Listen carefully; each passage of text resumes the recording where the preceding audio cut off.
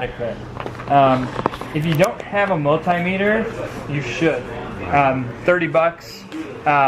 If I call you to do tech troubleshooting and you don't have a multimeter, it's basically useless because you're going to use this to test all electronic components. Most people have one, but if you don't have one, I'd recommend getting one. Radio Shack has them, $30. So I'm just going to kind of, before I even install the machine, I'm going to check for the voltage. You've definitely done installations on coffee equipment. You guys have installed equipment before, so you know how to search for 220 in ground. You've done installations before. You've done installations. For y'all, I will just show you what you're going to look for in America. So I'm just going to turn this guy on so that we have power. We just use a terminal block because we don't need plugs here. But this is basically what your plug is, or your outlet at your wall, your receptacle. In America, you have a ground and then you have two lives.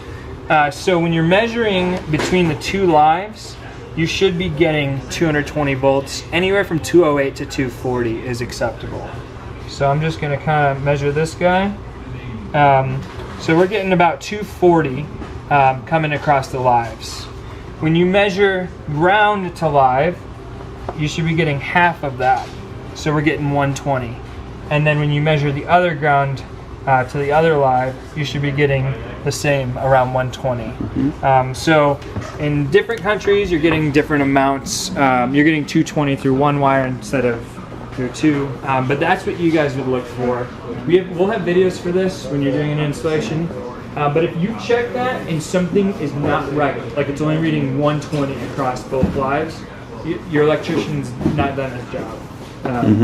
And your machine, these machines will actually, I think they'll run on 110. No?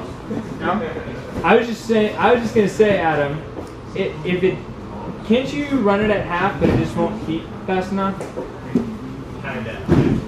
So no, it will not run on 110, 120. And you would know because your machine would. I'm just gonna talk quietly. So yeah, first thing you're going to do is test electricity. Second thing you're going to do is make sure your water's adequate. So everything we talked about earlier with pumps, bladders, filtration, all of that you want to be tested and good before you even install a machine. If I'm going to send a tech out to install a machine and he gets there and this stuff isn't ready, I'm probably going to have him return another day. This is the kind of thing we tell everyone what to have, and if it's not ready, I'm not going to have people wait around. Or you'll be liable to be charged for a trip from a guy like this, which you've probably done many times. Yep. I did that a lot in Chicago. You'd show up, they'd be like, yeah, everything's fine and ready, and it wasn't ready. So they expect you to wait there while you're... Yeah, I'm going to call my electrician, he'll be here in 3 hours. Can you wait around? No. So yeah, electricity, you want it to be right before you install the machine. Plumbing, you want to be basically giving a 3/8 quick connect Teflon. You can adapt your own way to this, but what you're going to get in the box is this regulator box with this check valve. So it's got 3/8 as a connector. So however you want to adapt to this, you're free to do. Go to the hardware store, find some connectors. This is what we give you. So the other thing I always was told to install first is the drain. Make sure your drain is good in there, because as soon as you start running the machine, if you haven't hooked it up, you're going to get water all over the floor.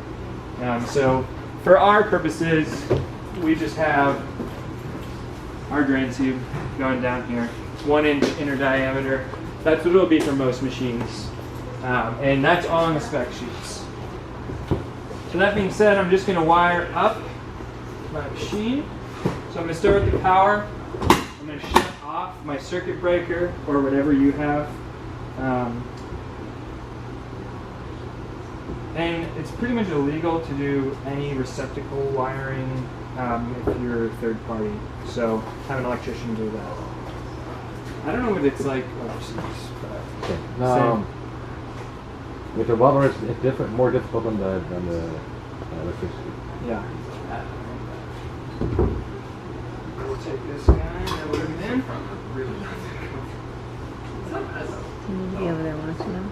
Oh, yeah, no, it's gonna have a plug on it. Oh. It might be direct, I'm not sure. But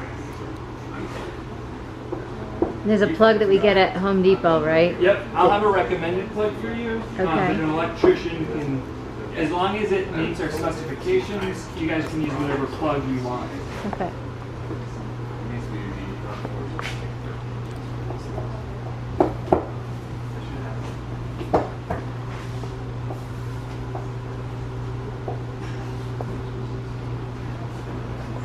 So I'm gonna get this guy wired up. Next thing I'm gonna do, I would just install this on with some screws onto the side of your cabinet. If you want to just kind of hook this up on its own without installing it to the wall first, just so you can mess around with it, that's fine. We've conveniently built these awesome hangers for the camera. So I'm just gonna lock that in. Hook up my water first.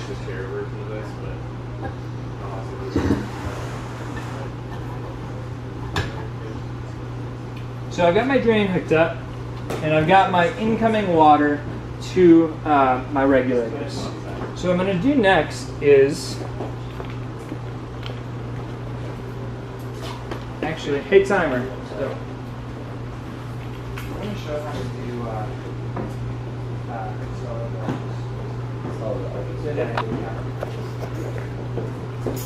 So what I'm going to have timer do now is talk about installing the arches to the counter, because that's probably what you want to do next in this process, if you're getting them on. Sure. I've got it kind of installed, so we'll just take it off and put it back on. Cool.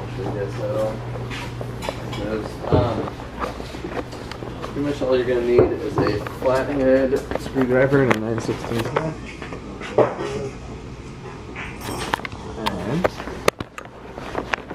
Actually, I might have you help me have it board in front, but I could move it to the back. it does.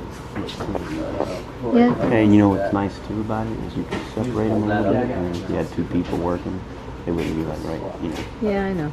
There's pros and cons to both. You know.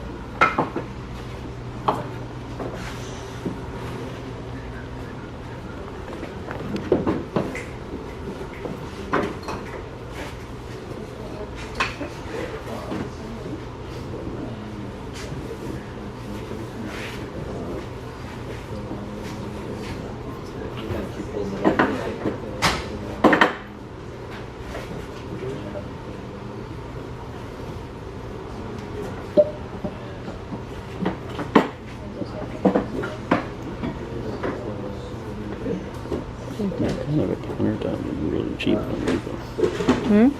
That kind of a countertop, we could just paint the edge a nice color. Yeah, right.